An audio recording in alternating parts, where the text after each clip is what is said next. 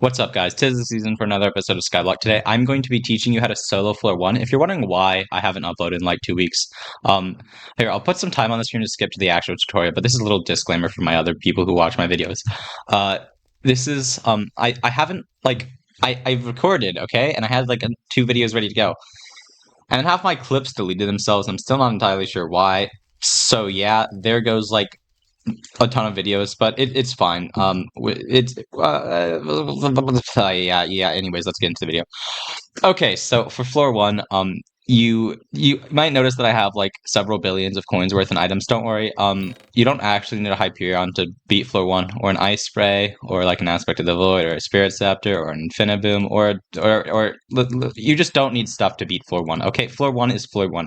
The only thing that's higher than is the entrance, and the entrance is like not real. So I'm just going to be showing you how to sell the floor 1 in case you want some quick profit, because you can. It's fun when you do catacombs to pretend you're going to drop something good, even though we both know that you're not going to drop something good. Now, the key here is once you enter, you're going to probably be in a party, but Monkey Finder sucks, so just go Burst class. It means you deal more melee damage and you walk faster. And since you probably weigh 400 pounds, walking faster is actually going to be a pretty big advantage.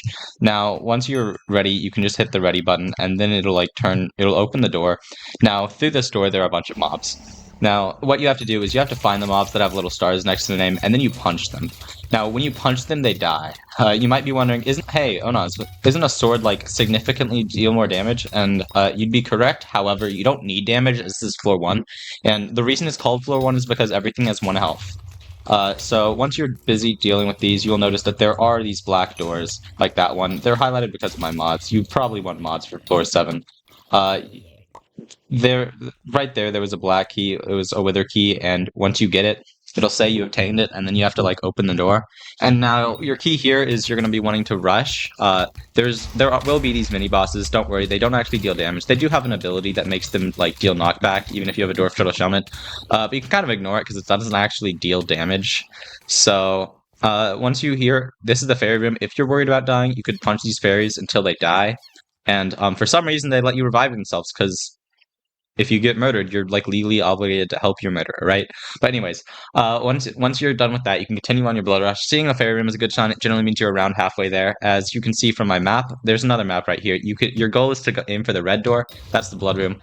Now, different rooms have different places where mobs spawn, but they're all the same, so you can just memorize them. Same with secrets. I'll explain what those are in a second, but as you can see here, mobs like to move. This is like a joke because mobs, no one actually moves in real life, because while you're playing floor 1, you're probably not going to move anything except like your right hand. So once you're busy clearing once you're done clearing all the mobs, which I can't do because that's apparently much too difficult for anything.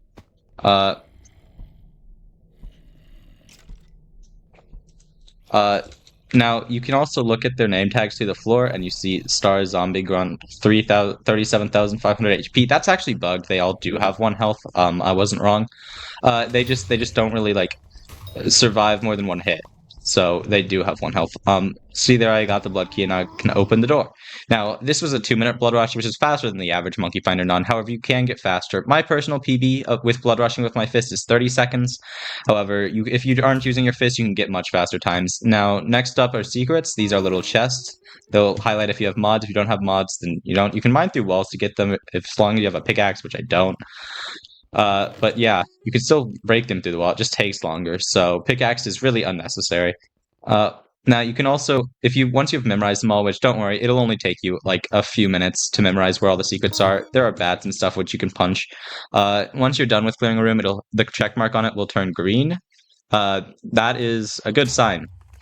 Generally, you want all the check marks to be green. However, you won't always be able to do all that because it takes too long, and your teammates are going to yell at you if you like take any time at all. So just focus on getting white check marks, which the rooms are gray until someone walks into one of them, and then they're brown until someone clears all those starred mobs, and then they turn brown with a check mark, which is good enough for floor 1. Secrets will give you extra score if you had 15 team deaths. Unfortunately, usually have more than 15 team deaths because Monkey Finder people don't know what living is. They generally try and like kill themselves as efficiently as possible, no matter what you tell them to do. So just ignore them and pretend they don't exist, or better yet, just like don't play with them. But you need a floor 3 comp to do it solo. So that's unfortunate. This is a puzzle room. This is tic-tac-toe. There's a solver that I have in case I ever fail it, which I won't because that's impossible. You shouldn't need a solver either. It's kind of unnecessary. There are secrets still in puzzles, or at least in some puzzles. You can crouch and right-click on a secret, and it won't open the chest. You don't need to grab the item or anything. It's pretty simple. Now, if you fail tic-tac-toe, don't worry, because that just means you're around the average intelligence of a Monkey Finder player. Uh, this is probably not a good thing, however, for Monkey Finder it's fine. You'll just be playing with people of your own caliber. You might be wondering why I'm not using items. Well, you see, items are an unfair advantage, and cheating is not allowed. Therefore, we're not going to use items, or else you can get banned for cheating.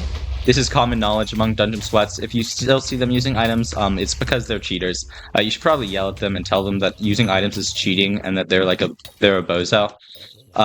There are certain rooms that have more mobs than others, and there are rooms with mini-bosses that don't actually count towards clearing the dungeon. You can just ignore those. If you really want to kill them, then sure. There are yellow rooms, as you can tell from here. This yellow room right here is a mini-boss room, as you can tell from that. Now, it has more health than the average thing. Instead of having 1 health, it has more like 3 health, and so you can also punch it to death. It still doesn't deal damage, and it has barely more health. They do have the power to regen, but they obviously you deal enough damage to like make sure that they don't actually have time to eat a gapple. This is teleport maze. How you beat that is you just go diagonally. Now, if you see something and you have an efficiency 10 pickaxe, you can swap stonk these, walk through. But I'm assuming you don't have an efficiency 10 pickaxe, but it's still pretty easy to do anyways. Just go diagonally. Once you have 270 score, which you can see on the side, I have 284 score currently. It's fairly easy to get to a score like this. You can do secrets if you're bored. I like to do secrets in my free time just because I have nothing else to do. There are these traps, and they deal damage. As you can see, they're the only thing that does actual damage on this floor. That was an item. So yeah, I do actually have cheats installed. That's why the item appeared. However, don't worry, I threw it out because I'm not going to be cheating for this run. So anyways, now you have to go back to the blood room. Now, to get to the boss, it's not actually going to be here. What you want to do is you want to clear all the blood room mobs, which I will show you in just a second. Now, once you find the blood room, there will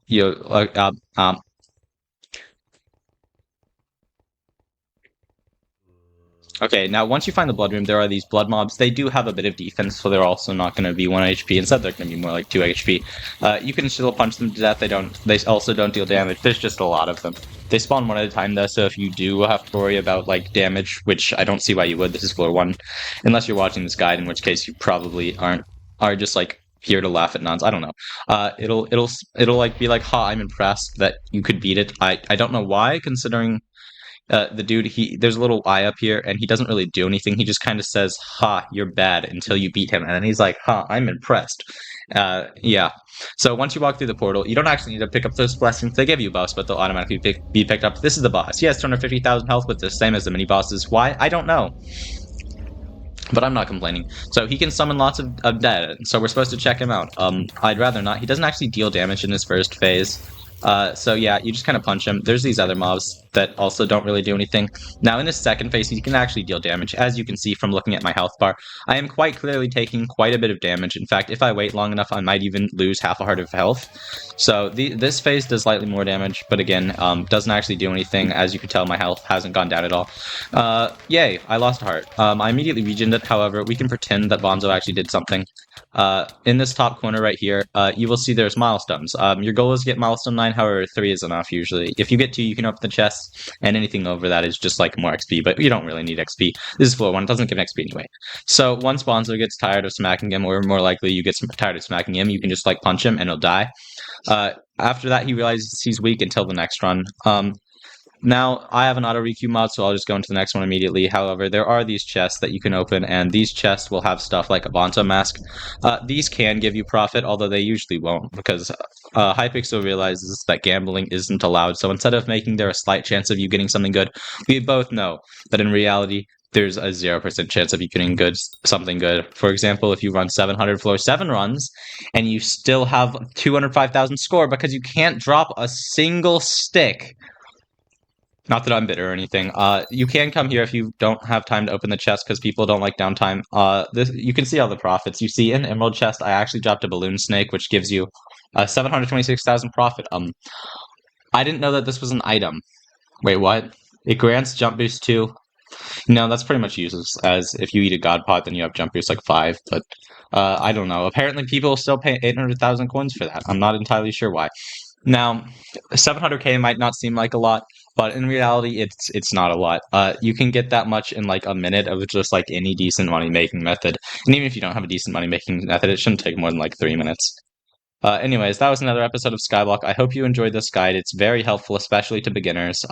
You might have noticed that I am wearing armor and equipment, but don't worry. This stuff, and also my pet is a level 2 energy drag with a billion coin bank. But don't worry, that a billion coin bank and everything else only cost you a few coins. So as long as you spend like an hour or two grinding, you should be able to get that pretty fast. Yeah. Bye. Subscribe.